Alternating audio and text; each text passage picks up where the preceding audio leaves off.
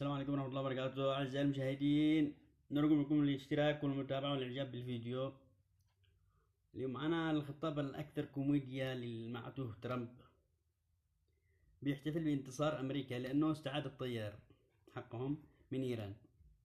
تكلم عن سرقة النفط، البحث عن الخائن الذي سرب معلومات عن هذه العملية، وهدد إيران بعودتها أو بإعادتها للعصر الحجري بكرة الساعة 8 مساء بتوقيت الولايات المتحدة الأمريكية.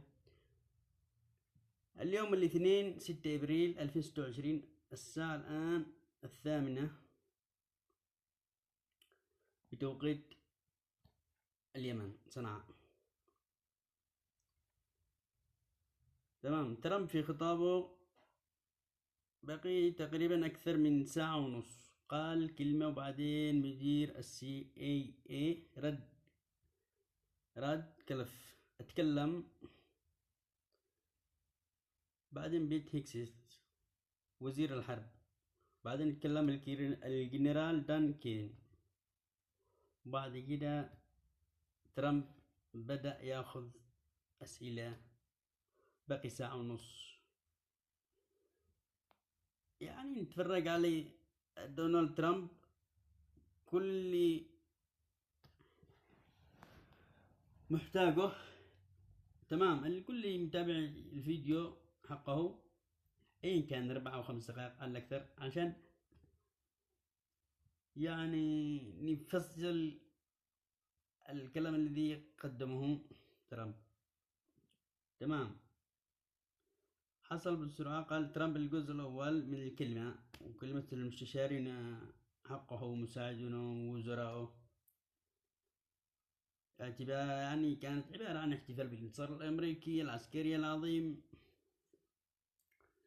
وعظيم في استعادة الطيار واستعادة فرد الطاقم الثاني اللي قدر يهرب داخل الجبال، وقدروا أنهم يحددوا مكانه بالليل، وعملوا عملية عسكرية عملوا فيها انتشار للطائرات الأمريكية. 121 طيارة تقريبا، قال الأول 21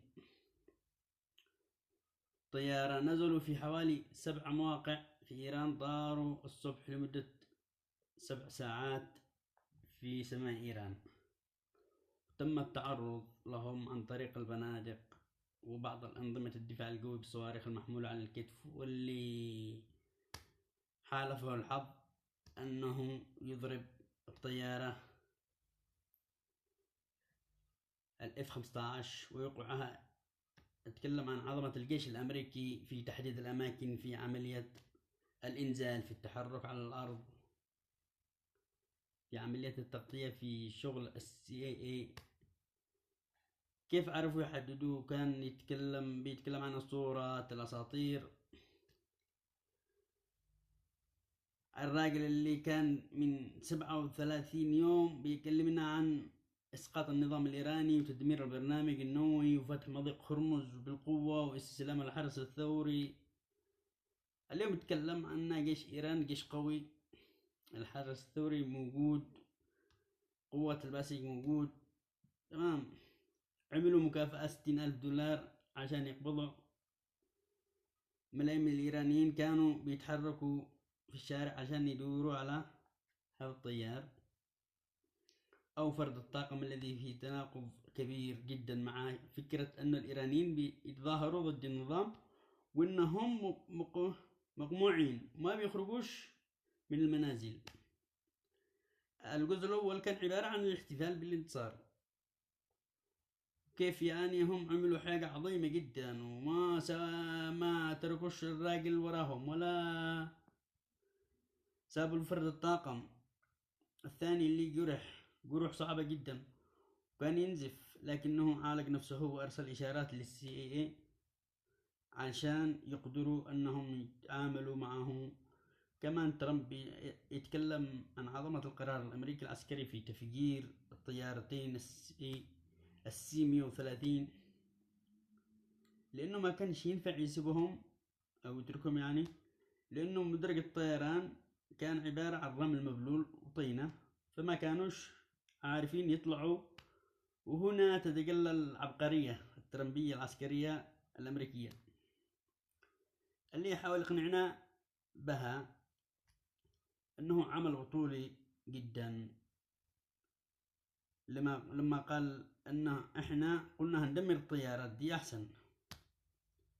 تمام. ما نسي بها بالمعدات حقها وبالتكنولوجيا الموجودة تسقط في يد الإيرانيين اللي هم صعبين جدا، ممكن يستفيدوا منها بشكل كبير. بعدين خرج وراه مدير CIA راد كليف في وصلات تبرير ونفاق وتطبيق لتطبيل دونالد ترامب أنه راجل عظيم جدا ومن غيره ما كانوش حيشتغلوا ولا بيحققوا حاجة. بعدين دخل وزير الحرب تكساس اتكلم كلام ديني الأول، هذا هو كافر يعني حرب دينية. الرجال اللي تم إنقاذه كتب لهم جاد is good، يعني الرب جيد. وترامب كمان قال أنه الرب ينظر إلينا ويراقبنا وهو يساعدنا لأن احنا نشتي الخير للعالم كله. كذاب، والله ما يشتي خير إلا لنفسه ولإسرائيل، هو بستيني.